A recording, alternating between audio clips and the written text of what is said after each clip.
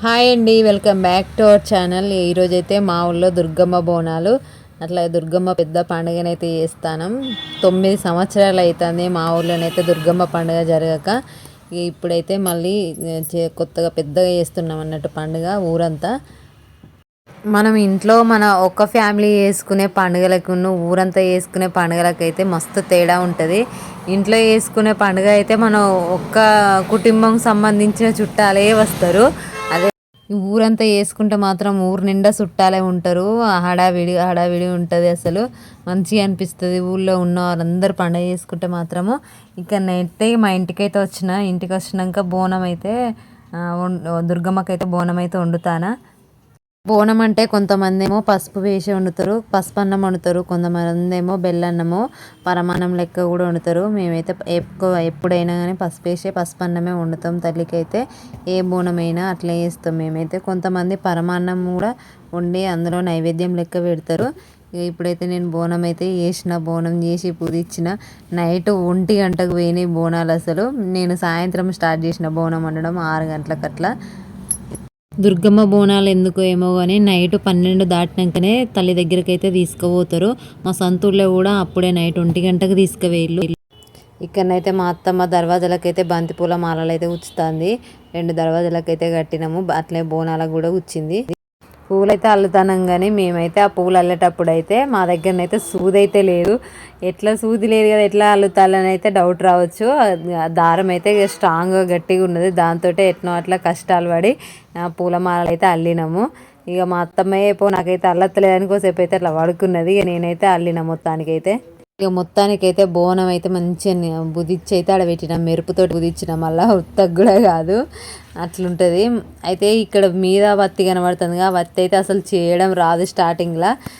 మెల్లమెల్లగా ఇట్లా గుండ్రంగా వేసి వత్తినైతే మీది కనాలి. మస్తు తెలుగుతుంది అసలు. నేను ఆ వీడియో కూడా చూడులే, ఇందులోనే పెట్టిన. ఏదైనా సరే నేర్చుకుంటేనే వస్తుంది మనకు. నేర్చుకోకుండా మాత్రం ఏ పని అయితే రాదు. ఇక ఇక్కడనైతే నేను బంతిపూల మాలలు అయితే అల్లడం అయిపోయింది. చామంతి పూలు అయితే అల్లుతాను. ఏ పండగకైనా ఏ చిన్న ఫంక్షన్కైనా కానీ మా అత్తమ్మ అయితే చామంతి పూలు కంపల్సరీ ఉంటాయి మా ఇంట్లో. అవి అయితే మెల్లమెల్లగా చామంతి పూలు అయితే దండ అయితే అల్లిన బోనాల దగ్గరికి పోతుంటే మాత్రం పెట్టుకొని వెళ్ళడానికి. నైట్ 12:30 అవుతుంది. ఇక బోనాలు పోతానే అయితే అందరు లేచిళ్ళు. బోనం అయితే ఎత్తుకొని పోవాలి. దుర్గమ్మ గుడి కాడికి అయితే పోతారు అందరిగా. పోతాను మేము కూడా. నిద్ర మబ్బు విన్నే మాట్లాడతాను. నేను కూడా కొద్దిసేపు పడుకున్నాం అందరం కూడా. సప్పులు ఎవరికి ఆగమాగం లేచినాయి. ఇక చూడండి అక్కడ.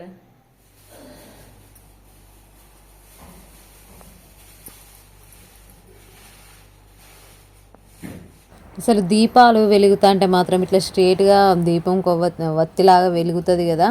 నేనైతే ఎంత ట్రై చేసినా కూడా దీపం అయితే అలాగనే అవపడుతుంది. నాకైతే సత్యం అనిపించింది ఎందుకో ఏమో కానీ. ఇక ఇక్కడ చేసుకున్నా కదా, ఇంతసేపు వత్తి చూపెట్టినా కదా, వత్తి అయితే ఇట్లా తయారు చేసుకుంటే మంచిగా వెలుగు అనేది మంచిగా వస్తుంది మనకు. ఊకే ఎత్తుకొని పోతా అంటే ఇట్లా దీపం ఉన్నదా లేదా అని టెన్షన్ అయితే, ఇట్లా టెన్షన్ పడాల్సిన అవసరం లేదు. ఇప్పుడు మంచిగా ఎత్తుకొని అయితే పోవచ్చు. అక్కడి మనం పోయేదాకా ఉంటుంది. అది నిండా నూనె పోయండి, మంచిగా ఉంటుంది వత్తి. ఇక మంచిగా యాంగిల్స్గా తీసిండు మా పెద్ద అబ్బాయి అయితే వీడియోనైతే.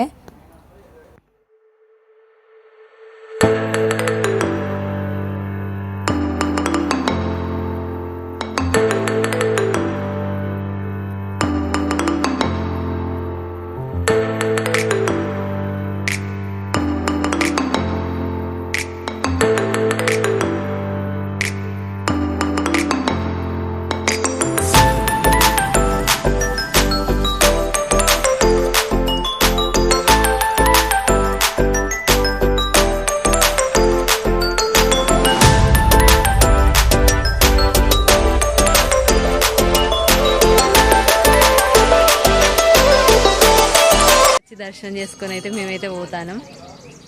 ఎంత మస్తు మంది అక్కడ దాకా మొత్తం ఇదంతా నిండిళ్ళు మస్తు మంది ఉండే. ఇప్పుడు దర్శనానికి వస్తాళ్ళు పోతాళ్ళు.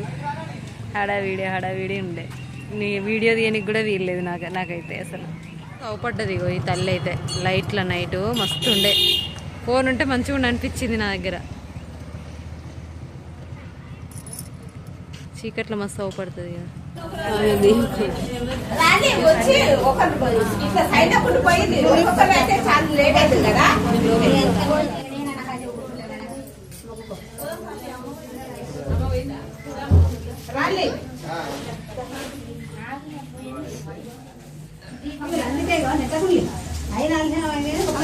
ముగ్గురు పోసినాక మళ్ళీ ముగ్గురు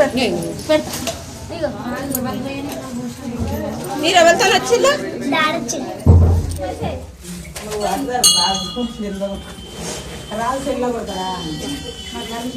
ఇంకా పొలాలు ఉన్న వాళ్ళు అయితే ఈ బోనాలు అయితే తీసుకొని బావి దగ్గరే అల్లుకుంటారు. ఇక పొలాలు లేని వాళ్ళు అయితే ఇక్కడనే వదిలిపెట్టిపోతారు ఈ బోనాలను.